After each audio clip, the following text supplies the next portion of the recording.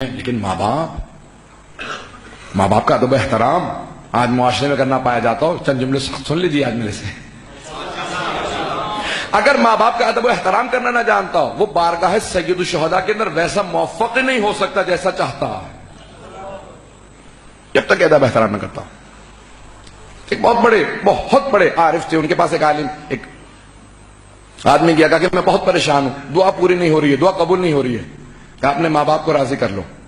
کہا دونوں کا انتقال ہو چکا ہے.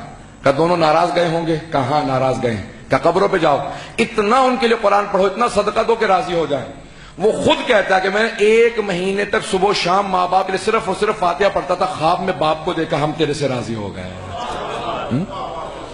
جناب سید الشہداء کی بارگاہ میں جب جائیں گے نا زیارت کے لیے تو جناب ابراہیم مجاب کا روضہ نظر آئے گا. جناب ابراہیم مجاب امام موسیٰ کاظم علیہ السلام کی چوتھی نسل میں حضرت باب الحوائج موسیٰ بن جعفر علیہ السلام. جب ان کی بارگاہ میں جائیں نا جناب سید الشہداء کی تو آپ کو 4 نسلوں سے جا کے مل جاتے ہیں 7ویں امام سے. جناب سید الشہداء کی بارگاہ میں ان کو جگہ ملی ہے اور زری ہے ان کی بھی. سید الشہداء کے قدموں میں ان کی الگ سے زری بنی ہوئی ہے. جب جائیں گے آپ زیارت, جو جا چکے ہیں وہ دیکھ چکے ہیں, جو جائیں گے انشاءاللہ سب کے سب زیارت کریں گے. نام ہے ابراہیم مجاب. مجاب کہتے ہیں جس کو جواب آتا ہو, جواب آتا ہو. کس کا جواب آتا ہو؟ کس کی بارگاہ میں ہیں؟ علماء کہتے ہیں, فقہاء بڑے بڑے علماء آتے تھے, کہا یہ جب بھی زری پہ کھڑے ہو کے کہتے تھے السلام علیکہ یا ابا عبداللہ, تو زری سے آواز آتی تھی وعلیکہ السلام. پریشان ہو کے تو نہیں سن رہے؟ ذریعہ مقدس سے سید الشہداء کی آواز آتی تھی وعلیکہ السلام. کسی کا اتنا مقام ہو کہ سید الشہداء اس کی خاطر اپنا اعجاز دکھائے. جواب تو دیتے ہیں, اگر کسی کا شک ہے تو وہ زیارت پہ نہ جائے. اگر کسی کو شک ہے نا کہ سید الشہداء جواب نہیں دیتے ہیں تو وہ زیارت پہ نہ جائے. جس کو یقین ہے کہ جواب آتا ہے بس وہی زیارت پہ جائے. زیارت پہ جواب آتا ہے لیکن ہم نہیں سنتے اپنے گناہوں کی وجہ سے. لیکن جناب ابراہیم مجاب کا جواب صرف وہ نہیں سنتے تھے, جو موجود ہوتا تھا وہ زری سے آواز سنتا تھا. بڑے بڑے علماء موجود تھے, انہوں نے کہا السلام علیکہ یا ابا عبداللہ, زری پہ ہاتھ رکھے, کہا آواز آئی, پریشان ہو گئے, سب نے زیارت چھوڑ دی. کہا یہ واقعاً جواب آیا, کہ دوبارہ کہو. کہا آپ کو تعجب ہو رہا ہے؟ آپ کو حسین پہ یقین نہیں ہے؟ کہ حسین پہ یقین ہے, ہمیں اپنے کانوں پہ یقین نہیں آ رہا. کیا آپ کو جواب آیا؟ دوبارہ سلام کریں. پھر انہوں نے کہا السلام علیکہ یا ابا عبداللہ, سب نے سنا. ذریعہ مقدس سے جواب آیا وعلیکہ السلام. جب جواب سنا, میں انشاءاللہ جن کل پیش کروں کیونکہ وقت نہیں رہا, جب جواب آیا نا تو سب نے پوچھا کہ کیوں جواب آتا ہے. سننا چاہیں گے کیوں جواب آتا ہے؟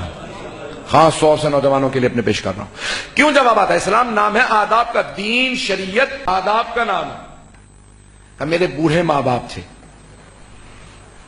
میں کربلا سے باہر ایک بستی میں رہتا ہوں, 10 کلومیٹر سے زیادہ فاصلہ ہے. میرے پاس ایک گدھا تھا, اس پہ بوڑھا ہو چکا تھا میرا گدھا بھی. میں اس پہ ایک شب جمعہ اپنی ماں کو سوار کر کے لاتا تھا اور ایک شب جمعہ اپنے باپ کو لے کے آتا تھا.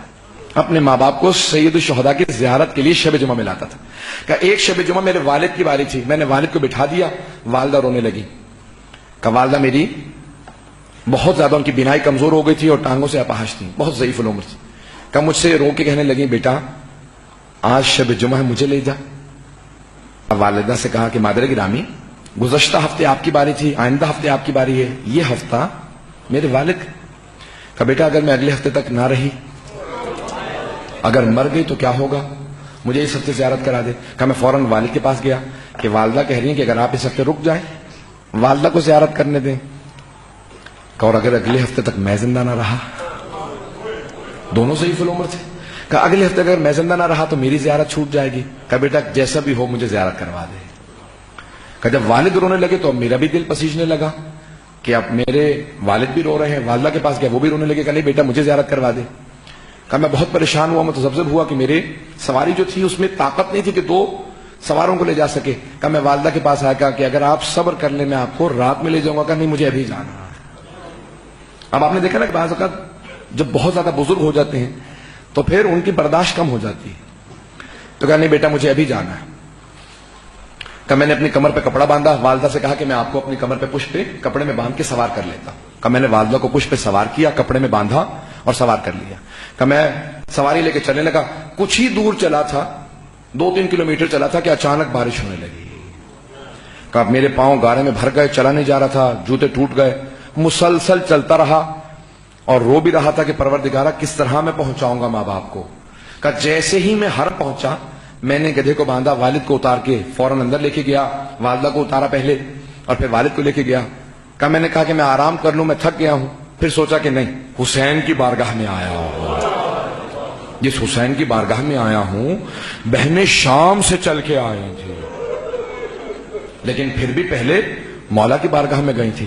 کہ میں فوراً اسی حالت کے اندر, خستگی کے اندر فوراً دوڑتا ہوا گیا, زری پہ دونوں ہاتھ رکھے, کانپتا ہوا میں نے کہا السلام علیکہ یا ابا عبداللہ.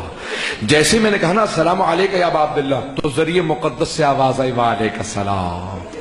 کہ اس دن سے آج تک ہر شب جمعہ جب بھی آتا ہوں, مولا مجھے جواب دیتے ہیں میرے بیٹے تجھے سلام ہو, کہ تو اپنے ماں باپ کو جس طرح سے ادب و آداب کرنا چاہیے نا ماں باپ کے سامنے, کبھی اف تک نہ کہو. ابھی عزیزان گرامی, میرا کوئی بھی بھائی, میرا کوئی بھی بچہ کبھی اس طرح سے ماں باپ کی بے حرمتی نہیں کرے گا.